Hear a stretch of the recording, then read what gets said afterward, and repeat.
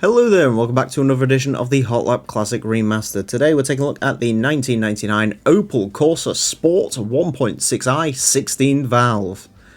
A true hot hatch pioneer, the Opel Corsa, the mighty. No, God, I can't keep that up. I don't like Corsas.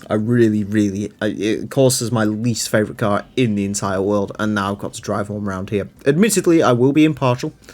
Front engine, front wheel drive, 223 horsepower. That's actually quite respectful. 939 kilos. Potential to go quick. Potential. It's going to get 6 laps of the Motorsports Land track at the best time it possibly can. Currently, it is the TVR Cerberus LM Edition. That's at a time of 28.620. This is unlikely to beat that. Where this should be aiming is the Volkswagen Polo, 32.277. Beyond that, Peugeot 306, 31.711. 306 significantly more powerful than this. So, really, it should end up between those two, but we shall see. It actually handles very nicely indeed, it does have to be said. I will say, much like with the Vectra, I'll add a caveat. As much as I don't like the Corsa, this particular one, the Corsa B, probably my favourite generation of Corsa, if that's a thing. It drives like complete ass, apparently. The one in game actually drives pretty well, but I know this car in real life is not a tidy handler as much as it's handling by Lotus. Maybe they fixed it later on, but you know, it's still not a. It could be worse. You know, it's not the Corsa C, which is an absolute abomination, than the Corsa D that came afterwards, which is currently in the process of being driven by everyone with an houseboat. And then there's the Corsa E afterwards, which is basically owned by a bunch of old people.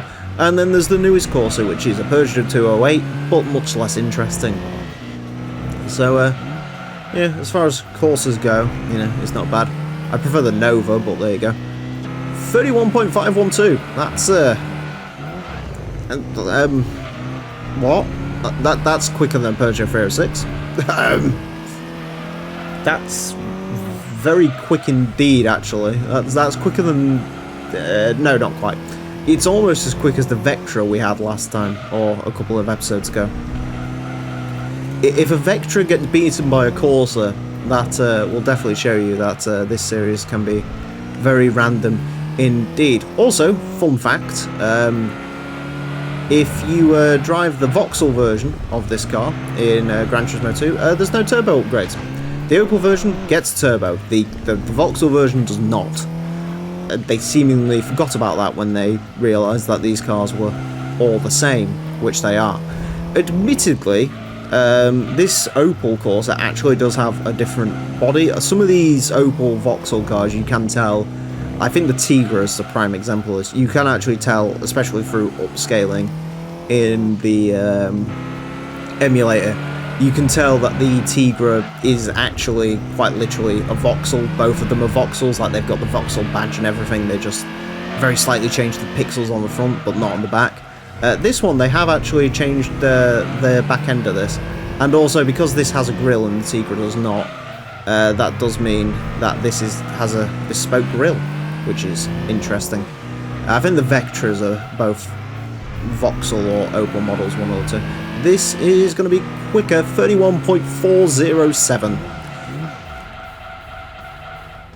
Yeah, that's a surprise. Definitely a surprise. I was not expecting the Corsa to be 31.407. That's, you know, that's pretty decently quick.